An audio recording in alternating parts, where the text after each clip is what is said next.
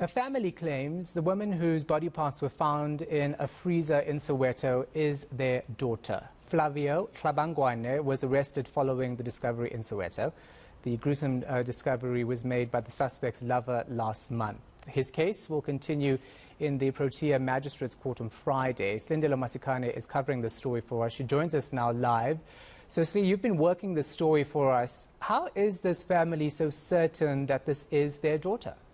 Well, we know, of course, that investigations are still underway and that a suspect has been arrested. That is Flavio Tlabangwane, Shahan, about 2 to 3 weeks ago when that gruesome discovery was made. And you correctly asked as to how do they believe that this is their daughter.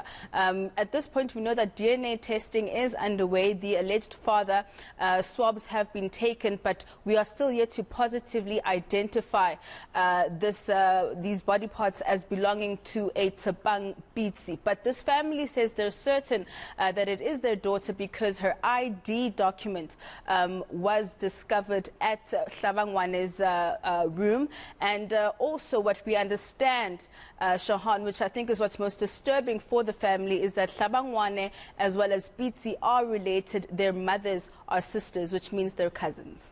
Yeah, so tell us more about this particular woman you're talking about.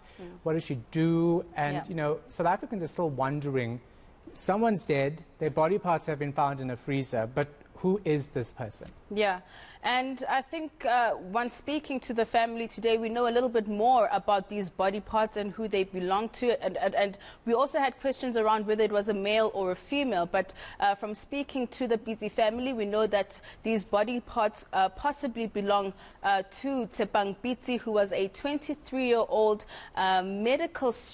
medicine student at Wits in her 5th year. And as you can imagine, that her family had big hopes, big dreams for her, and those have unfortunately been stolen from them. And from what we understand is that Tsebang Pitsi began living with her mother back in 2014 when her mother returned from the UK. She subsequently moved rather to Soweto after her untimely death of her mother, after she fell ill, and so she moved to Soweto to stay with her aunt, which we understand could possibly be Flavio Tlabangwane's mother. And so that is how she ended up in Soweto. As to what her ID is doing in his room, whether they were living together at this point, we don't have those details, but we know, of course, that those investigations are still underway. Yeah, and of course you did mention that the body hasn't been identified officially through DNA testing. So when do we get that information?